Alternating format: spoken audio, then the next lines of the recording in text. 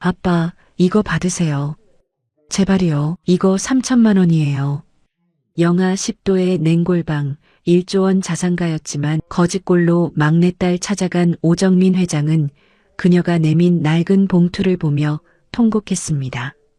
이미 첫째에게는 50억 원 아파트를, 둘째에게는 30억 원 상가를 주었건만 한 푼도 못 받은 막내딸만이 자신의 전 재산을 내밀고 있었기 때문입니다.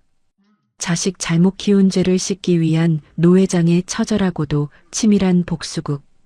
그가 숨겨둔 비밀 계약서의 정체를 지금 바로 공개합니다. 이 놀라운 반전의 이야기가 궁금하시다면 구독과 알림 설정 부탁드립니다. 모든 진실이 시작된 그날, 명예회장 취임 후 첫 생일날 아침으로 가보겠습니다. 대한민국 건설업계의 거물로 군림해온 오정민 회장. 평생을 일구어온 1조 원대의 제국을 장남에게 물려주고 명예회장으로 추대된 뒤 그는 마치 거대한 날개를 잃은 독수리와 같은 상실감에 빠져 있었습니다.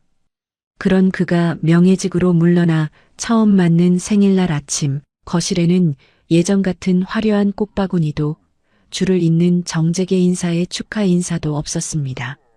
정막이 흐르는 식탁 위에는 김이 빠진 미역국 한 그릇과 식어버린 찬밥만이 덩그러니 놓여 있었습니다. 정막을 깨고 들려온 것은 가벼운 문자 알림음이었습니다. 이미 강남의 50억 원대 펜트하우스를 증여받은 장남 창규였습니다.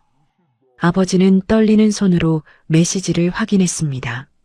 하지만 그 안에는 아들의 얼굴 대신 100만 원이라는 입금 내역과 짧은 통보만이 적혀 있었습니다. 아버지, 오늘 애들 학원 스케줄 때문에 도저히 못 가요. 100만 원 보냈으니 친구분들과 맛있는 거 사드세요. 뒤이어 30억 원대 상가를 받은 자녀 세라에게서도 비슷한 메시지가 도착했습니다. 80억 원이라는 거액의 재산을 미리 떼어준 대가가 고작 100만 원권. 수표 한 장으로 때울 수 있는 귀찮은 숙제였다는 사실에 오정민은 숟가락을 천천히 내려놓았습니다. 비참한 마음을 달래려 SNS를 확인한 오정민은 그만 눈을 의심했습니다. 바쁘다던 장남 창규는 도심의 7성급 호텔에서 지인들과 수천만 원짜리 명품 와인을 따며 화려한 파티를 즐기고 있었습니다. 화면 속 창규는 환하게 웃으며 걸림돌 없는 주말이 최고다라는 글을 올렸고 그 아래에는 실권 없는 노인네 생일 챙기는 게 제일 고역이지라는 조롱 섞인 댓글이 달려 있었습니다. 오정민은 가슴 한구석이 칼로 베인 듯한 통증을 느꼈습니다. 자신이 평생을 바쳐 키운 것은 자식이 아니라 부모의 고독을 비웃는 괴물들이었습니다. 그래, 내가 준 것들이 너희 것이라고 착각하나 본데 법은 내 편이다. 오정민의 눈빛이 서늘하게 가라앉았습니다. 그는 더 이상 날개 잃은 사자로 남지 않기로 했습니다. 오정민은 즉시 자신의 신복인 김비서를 비밀리에 불렀습니다. 그리고 세상을 뒤흔들 위험한 연극을 준비하라고 지시했습니다. 자신의 명의가 도용되어 1조 원대 자산이 모두 동결되었으며 배임 혐의로 전 재산을 몰수당해 당장 길바닥에 나앉게 되었다는 가짜 기사를 은밀히 유포하게 한 것입니다. 오정민은 장식장에 있던 명품 시계를 풀고 창고 깊숙이 처박아 두었던 먼지 쌓인 낡은 점퍼를 꺼내 입었습니다. 그리고 뒤축이 다 터진 낡은 구두를 신은 채 거울 앞에 섰습니다. 1조 원 자산가가 아닌 자식들에게 버림받을 준비가 된 가련한 노인의 모습이었습니다. 이제 자식들의 가면을 벗기고 자신이 준 것들을 하나하나 되찾아오는 처절한 복수를 시작하겠노라고 말입니다. 오정민의 지시로 김 비서가 긴밀하게 움직이자 언론에는 충격적인 속보가 쏟아졌습니다. 1조 원대 자산가 오정민 명예회장이 명예도용과 배임 혐의로 검찰 조사를 받게 되었으며 모든 개인 자산이 동결되었다는 내용이었습니다. 사실 오정민이 자식들의 진심을 확인하기 위해 정교하게 설계한 가짜 뉴스였지만 세상은 발칵 뒤집혔습니다. 오정민은 거울 속에 초라한 자신을 보며 씁쓸하게 웃었습니다. 이제 진짜 연극이 시작된 것이었습니다. 그는 가장 먼저 장남 창규에게 전화를 걸었습니다. 하지만 돌아오는 것은 차가운 신호음뿐이었습니다. 수십 번의 시도 끝에 간신히 연결된 창규의 목소리는 예전의 공손함이라고는 찾아볼 수 없을 만큼 날이 서 있었습니다. 아버지, 지금 그 기사 사실이에요? 정말 자산이 다 묶인 겁니까? 저한테 준 아파트까지 압류당하면 책임지실 거예요? 아들은 아버지의 안위보다 자신이 받은 50억 원짜리 집이 무사한지만을 따져 물었습니다. 오정민이 떨리는 목소리로 지금 당장 갈 곳이 없구나. 좀 도와줄 수 없겠니? 라고 묻자 창규는 저 지금 해외 출장 준비로 바빠요. 나중에 연락드릴게요라며 일방적으로 전화를 끊어버렸습니다. 상처 입은 마음을 추스르고 차녀 세라에게도 연락을 취했습니다. 하지만 세라의 반응은 더욱 가혹했습니다. 아빠, 내 상가 건물에도 불똥 튀면 어쩌려고 그래요? 당분간 연락하지 마세요. 사람들 눈이 무서워 죽겠어. 30억 원대 건물의 임대료로 호의호식하던 딸은 아버지를 범죄자 취급하며 인연을 끊겠다는 통보를 해왔습니다. 오정민은 전화기를 쥔 손에 힘을 주었습니다. 1조 원이라는 숫자가 사라지자마자 자신은 자식들에게 부모가 아닌 짐덩어리로 전락해 있었습니다. 김 비서가 준비한 낡은 트럭에 몸을 실은 오정민은 깊은 한숨을 내쉬었습니다. 김 비서, 저놈들은 내가 준 성벽 뒤에 숨어 나를 공격하는구나. 하지만 그 성벽의 열쇠가 아직 내 손에 있다는 걸 모르고 있어. 오정민의 목소리는 슬픔을 넘어선 분노로 가득 찼습니다. 그는 이제 직접 자식들의 집으로 향하기로 했습니다. 과연 그들이 낡은 옷차림의 아버지를 보고도 문을 열어줄 것인지 아니면 더 처참한 바닥을 보여줄 것인지 확인해야 했습니다. 이제부터는 부성애가 아닌 차가운 법과 증거로 그들을 단죄할 시간이 다가오고 있었습니다. 살을 애는 듯한 칼바람이 불어오는 겨울거리, 뒷굽이 다 닳아 걸을 때마다 발목이 비틀거리는 낡은 구두를 신은 채 오정민은 홀로 섰습니다. 장남 창규는 아버지를 노숙자로 오해해 외제차 창문조차 내리지 않은 채 경적을 울려 쫓아냈고 차녀 세라는 영업 방해라며 경찰에 신고하겠다고 소리를 질렀습니다. 80억 원이라는 거액을 쏟아부어 키운 자식들에게 투명 인간 취급을 당한 오정민은 마지막으로 10년 전 자신이 매몰차게 내쫓았던 막내딸 미니의 주소를 꺼냈습니다. 가난한 예술가와 결혼하겠다는 딸을 호적에서 파내며 다시는 나타나지 말라고 저주했던 그곳은 재개발을 앞둔 낡은 다세대 주택의 반지하였습니다. 계단을 내려갈수록 눅눅한 곰팡이 냄새와 시린 냉기가 온몸을 휘감았습니다. 문틈으로 새어나오는 하얀 입금을 보며 오정민은 가슴이 철렁 내려앉았습니다. 보일러조차 제대로 돌리지 못하는 냉골방 그곳에 자신이 버린 딸이 살고 있었습니다. 문을 열고 나온 민희는 야위다 못해 뼈만 남은 모습이었지만 아버지를 보자마자 비명을 지르듯 달려와 찬 손을 맞아봤습니다. 아빠, 정말 아빠야? 왜 이렇게 손이 차가워요? 어서 들어오세요. 민희는 떨리는 손으로 서랍 깊숙한 곳에서 낡은 흰 봉투 하나를 꺼내왔습니다. 꼬깃꼬깃하게 접힌 그 봉투를 아버지의 낡은 점퍼 주머니에 억지로 밀어 넣었습니다. 아빠, 이거 받으세요. 제발이요. 제가 마련한 3천만 원이에요. 그것은 민희가 10년 동안 봉사활동과 배달일을 병행하며 전세 보증금으로 모은 피 같은 돈이었습니다. 오정민은 딸이 내민 그 무거운 봉투를 차마 빼내지 못했습니다. 이미 첫째에게는 50억 원 아파트를, 둘째에게는 30억 원 상가를 주었건만 아무것도 받지 못한 채 쫓겨났던 막내딸만이 자신의 생명줄 같은 전 재산을 내밀고 있었기 때문입니다. 내가 죄인이다. 날개를 잃고 추락해보니 이제야 내가 보이는구나. 차가운 방바닥에 주저앉아 짐승처럼 울부짖는 오정민의 통곡 소리가 좁은 반지하 방을 가득 채웠습니다. 1조 원이라는 숫자에 가려보지 못했던 진정한 부의 가치가 그 낡은 종이 봉투 속에 담겨 있었습니다. 오정민은 결심했습니다. 자식 잘못 키운 죄를 씻기 위해, 그리고 이 착한 딸의 눈물을 닦아주기 위해 자신이 숨겨둔 효도 계약서의 마지막 조항을 발동할 때가 왔음을 말입니다. 3천만 원이라는 숫자는 장남과 차녀가 가져간 80억 원보다 1000배, 10,000배는 더 묵직하게 오정민의 가슴을 내리치고 있었습니다. 미니의 좁은 방은 난방조차 제대로 되지 않아 코끝이 찡할 정도로 추웠지만 그 안에는 1조 원짜리 대저택에서도 느끼지 못한 온기가 있었습니다.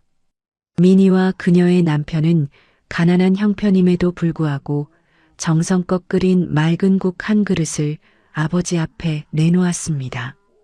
10년 전 예술가라는 직업이 가난하다는 이유로 매몰차게 내쫓았던 사위는 오히려 아버님의 수척해진 얼굴을 걱정하며 자신의 목도리를 벗어 오정민의 목에 둘러주었습니다. 그들은 자신들의 끼니를 걱정해야 하는 상황에서도 시장 골목의 더 어려운 노인들을 위해 봉사활동을 다녀온 뒤였습니다. 오정민은 뜨거운 국물을 삼키며 가슴속 깊은 곳에서 차오르는 죄책감에 고개를 들 수 없었습니다. 반면 장남 창규와 차녀 세라는 아버지가 망했다는 소식에 오로지 자신들의 안위만을 계산하고 있었습니다. 오정민은 김 비서가 실시간으로 전송해주는 도청 장치와 영상을 통해 그들의 추악한 실체를 마주했습니다. 강남의 고급 일식집에 모인 두 자식은 아버지가 사준 50억 원 아파트와 30억 원 상가를 지키기 위해 변호사까지 대동하고 있었습니다. 창규는 아버지 배임 혐의에 우리 재산까지 엮이면 끝장이야. 당장 법적으로 선을 그어야 해라며 목소리를 높였고, 세라는 증여받은 지 몇 년 지났으니 문제없겠지? 아빠가 찾아오면 무조건 모른 척해. 노인네 하나 때문에 우리 인생 망칠 순 없잖아라며 맞장구를 쳤습니다. 부모를 인생을 망치는 걸림돌로 취급하는 자식들의 대화는 칼바람보다 더 시리게 오정민의 심장에 박혔습니다. 그들은 아버지가 명예회장직에서 물러나자마자 기다렸다는 듯이 부모의 그림자조차 지우려 애쓰고 있었습니다. 오정민은 미니의 낡은 털신 옆에 놓인 자신의 해진 구두를 내려다보았습니다. 1조 원이라는 거대한 성을 쌓아 올리는 동안 정작 자식들의 인성은 황폐한 사막으로 변해버렸다는 사실을 이제야 깨달은 것입니다. 오정민은 미니의 집을 나서며 주머니 속 3천만 원 봉투를 꽉 쥐었습니다. 그것은 단순한 돈이 아니라 무너진 자신의 인생을 다시 세울 마지막 주춧돌이었습니다. 김 비서, 이제 놈들의 가면을 벗길 준비를 마쳤네. 내가 준 것들이 얼마나 무거운 책임인지 똑똑히 알게 해줘야겠어.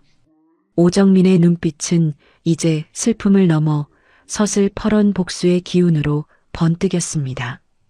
영화의 추위 속에서도 그의 가슴은 자식들의 오만함을 단죄하겠다는 뜨거운 분노로 타오르고 있었습니다. 오정민은 골목 어귀에서 기다리고 있던 김 비서의 검은 세단에 올라탔습니다. 그는 낡고 해진 점퍼를 미련 없이 벗어 던지고 빳빳하게 다려진 정장으로 갈아입었습니다. 뒷굽이 다 닳아 비틀거리게 했던 낡은 구두 대신 거울처럼 광택이 흐르는 명품 수제화를 신는 그의 눈빛은 다시 1조 원대 제국을 호령하던 서슬퍼런 사자의 것으로 변해 있었습니다. 김 비서, 이제 놈들이 두드린 계산기를 박살낼 시간이다. 증여 당시 작성했던 효도 계약서 당장 발동해. 오정민은 자식들에게 재산을 물려줄 때 단순한 증여가 아닌 치밀한 독소 조항이 담긴 계약서를 작성하게 했습니다. 부모에 대한 부양 의무를 저버리거나 모욕적인 언행을 할 경우 증여를 즉각 무효로 하고 재산을 반환해야 한다는 조항이었습니다. 그동안 김 비서가 체증한 장남 창규의 만행과 차녀 세라의 경찰 신고 영상, 그리고 아버지를 노숙자 취급하며 모의했던 도청 기록들이 계약서를 실행할 결정적인 증거가 되었습니다.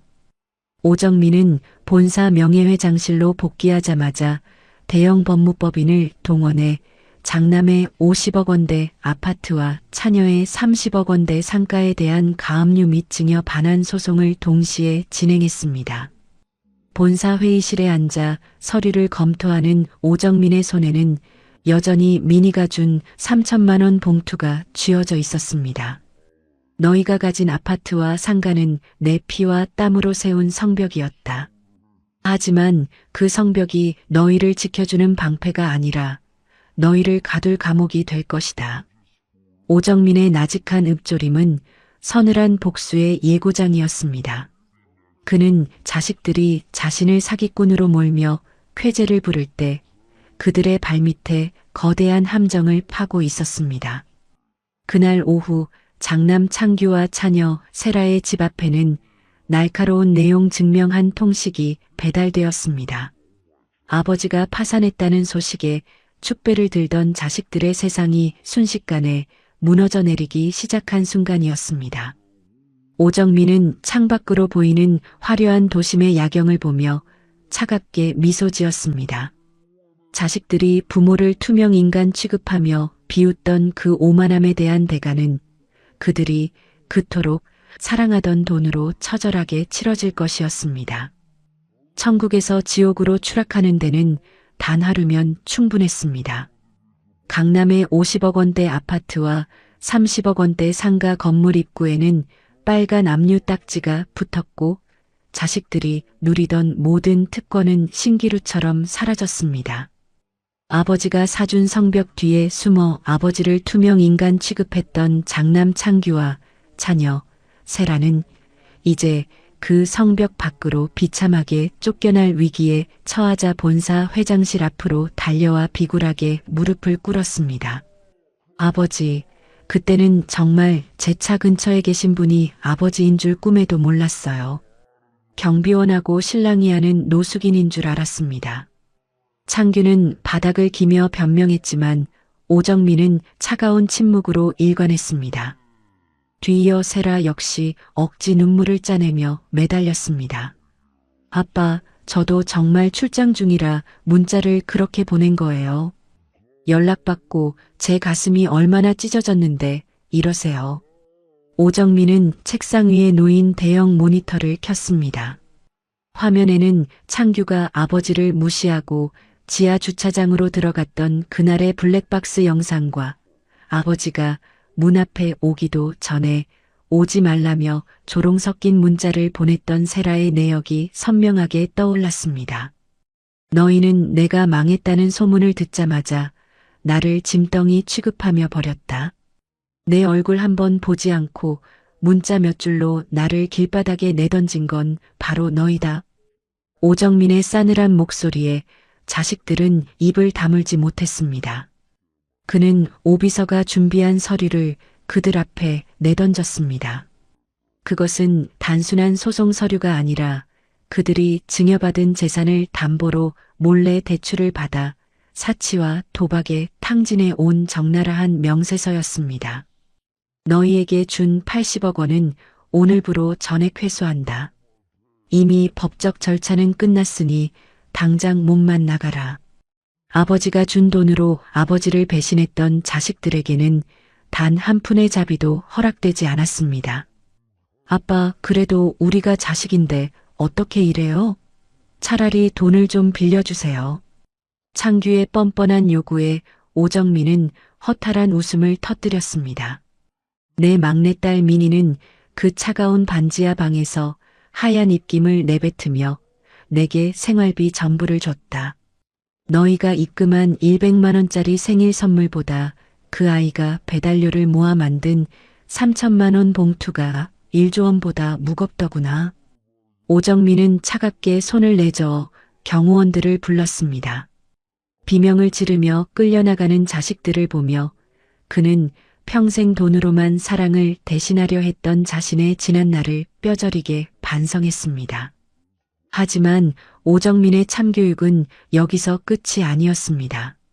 그는 자식들을 단순히 길바닥으로 내쫓는 대신 자신의 건설 현장 최하단 일용직과 본사 화장실 청소직으로 발령을 냈습니다.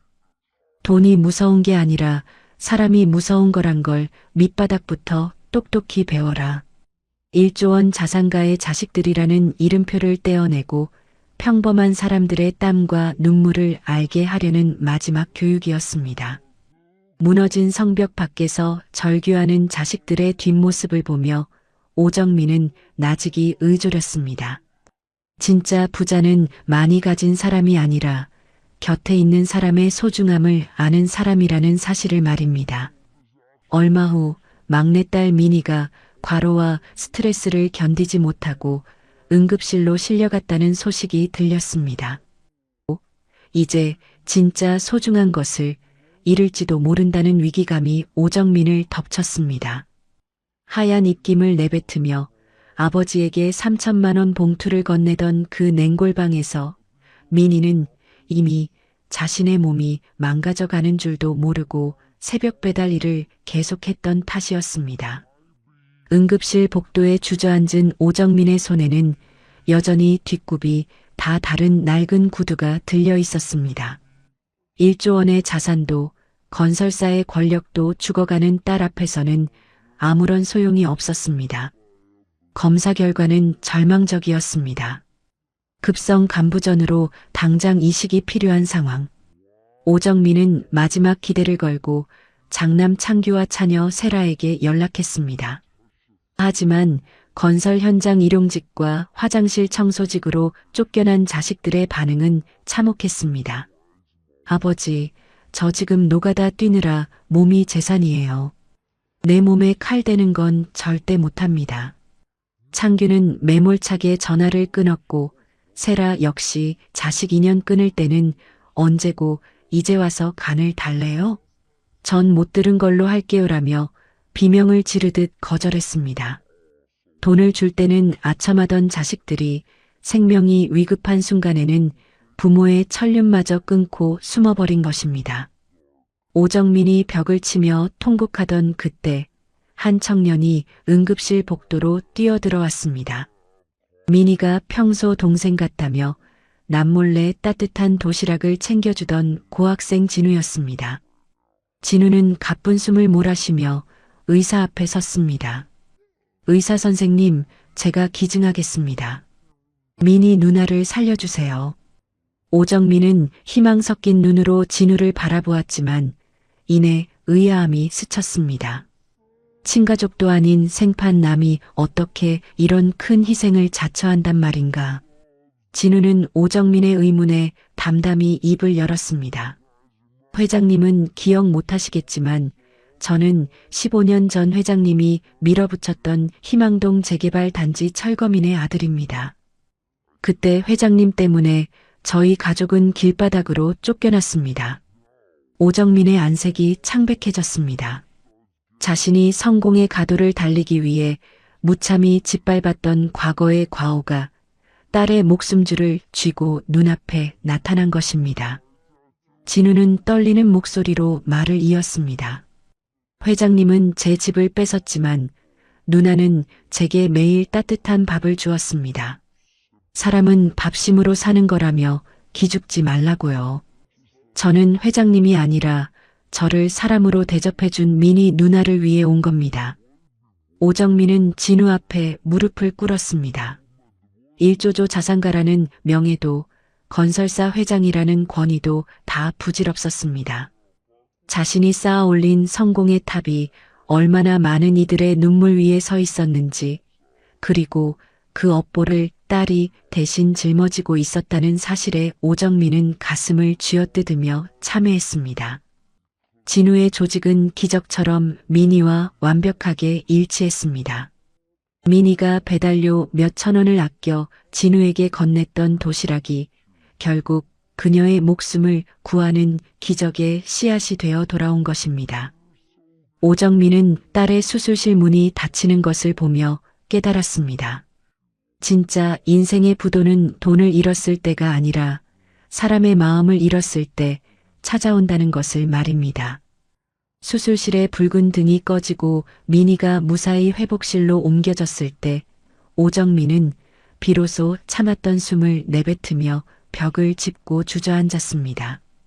1조 원이라는 숫자의 제국을 일구기 위해 앞만 보고 달려왔던 세월 동안 그는 가장 소중한 보석을 쓰레기 더미 속에 던져두었음을 이제야 깨달았습니다. 오정민은 깨어난 딸의 손을 잡고 하염없이 울었습니다. 명예회장이라는 껍데기를 벗어던지고 오직 미안함과 고마움만 남은 평범한 아버지로서의 눈물이었습니다. 오정민은 회장직을 포함한 모든 경영권에서 완전히 물러났습니다. 그는 자신의 서재 가장 잘 보이는 곳에 화려한 훈장이나 상장 대신 꼬깃꼬깃하게 접힌 하얀 종이 봉투 하나를 액자에 담아 걸어두었습니다. 10년 동안 배달 일을 하며 딸이 모았던 피 같은 3천만 원. 1조 원이라는 거대한 금액에 가려보지 못했던 진정한 부의 가치가 그 낡은 종이 속에 담겨 있었습니다. 오정민은 매일 그 봉투를 보며 생각합니다. 만약 자신이 그날 자산 동결이라는 연극을 시작하지 않았더라면 그는 죽는 순간까지 자식들의 거짓 웃음에 속아 차가운 돈 뭉치만을 안고 쓸쓸히 눈을 감았을 것입니다. 그는 이제 자신의 남은 자산을 털어 진우 나눔 재단을 설립했습니다.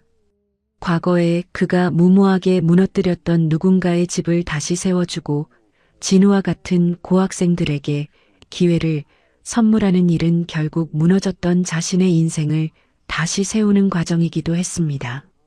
한편 건설 현장과 청소직으로 밀려난 장남 창규와 차녀 세라는 여전히 땀의 가치를 배우며 고단한 하루를 보내고 있습니다. 그들이 부모를 투명 인간 취급하며 비웃던 그 오만함이 씻겨 내려갈 때까지 오정민은 그들에게 단 한 푼의 재산도 돌려주지 않을 생각입니다. 인생의 마지막 끝자락에서 오정민 회장이 배운 것은 화려한 재무제표를 채우는 법이 아니라 사람의 마음을 얻는 법이었습니다.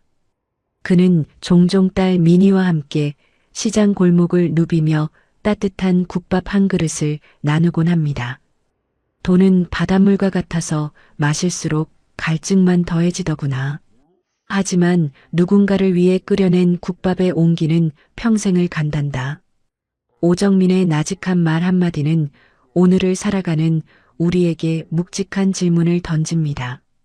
인생이라는 긴 여정에서 우리가 마지막까지 쥐고 가야 할 것은 통장의 잔고가 아니라 내가 쓰러졌을 때 맨발로 달려와 줄 단 한 사람의 진심입니다. 진짜 부자는 많이 가진 사람이 아니라 곁에 있는 사람의 소중함을 아는 사람이라는 사실을 이 평범한 노인의 뒷모습이 증명하고 있습니다. 오늘 이야기를 끝까지 들어주신 여러분의 곁에도 낡은 털신처럼 따뜻하고 편안한 진심이 늘 함께하기를 바랍니다. 잘 들었다는 댓글 한 줄이 저에게는 큰 힘이 됩니다. 긴 시간 이야기 친구와 함께 해주셔서 감사합니다.